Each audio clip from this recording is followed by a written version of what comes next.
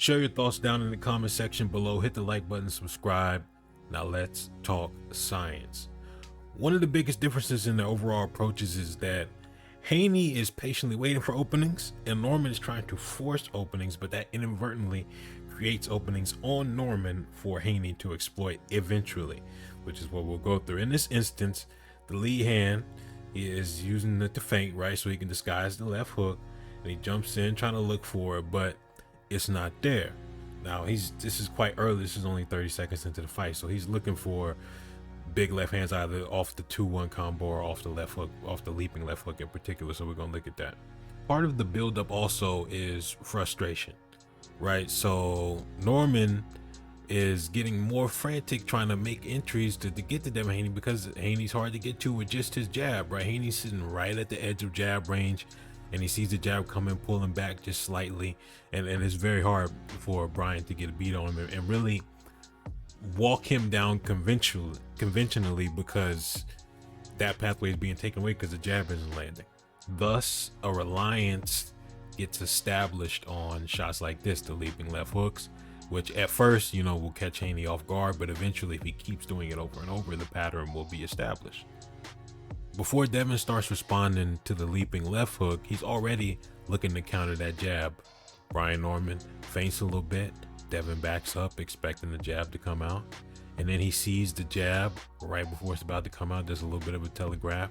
And so Haney's looking to slip inside and load up on that left hook. Now that's an important shot because that's going to be another part of the equation for the second round.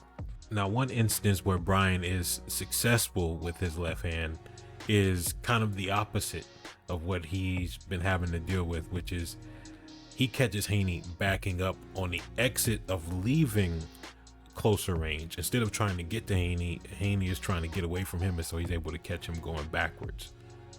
So it's also a straight punch to deal with somebody going straight back, and that's why that left hand lands right there. Still, the fact remains that reaching Haney on the outside is a frustrating challenge that leads to repetitive shot selection. When Devin gets comfortable with the patterns, eventually the back pedal turns into planted feet. The guard turns into counters, right? So now it's not just that he's seeing the left foot coming, is that he's seeing it coming and doing something about it. The reason why he's choosing the left foot counter is because that right hand gets to stay glued and he can still launch a counter off as Brian is opening up, and that's why he catches him right there.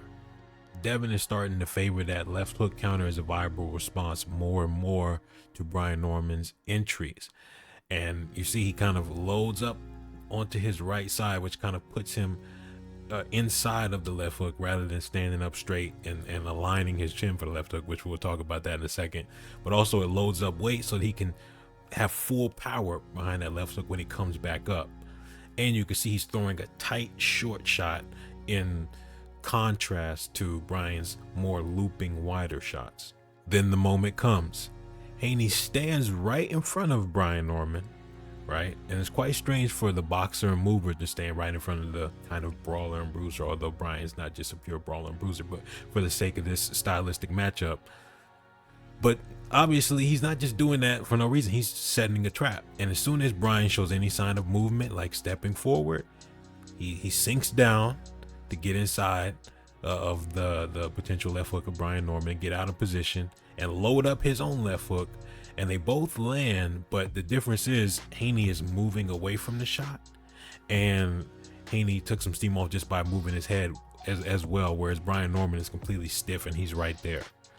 Haney's moving, Brian is completely still, so he has to absorb the full impact of that shot, and it lands clean and it hurts. At that point, it's just a classic step in 3, and the 4 lands right through the guard, and that hits him on the nose. I'm pretty sure that's a shot that broke his nose immediately once it landed, and of course he goes down. More coming soon from this card. This was a great card, an absolutely amazing card.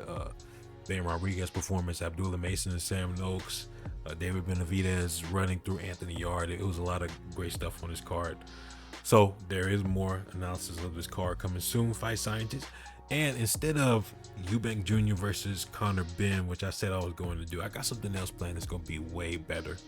And so I'm going to do that. Stick around and find out. Let's go. I'm out.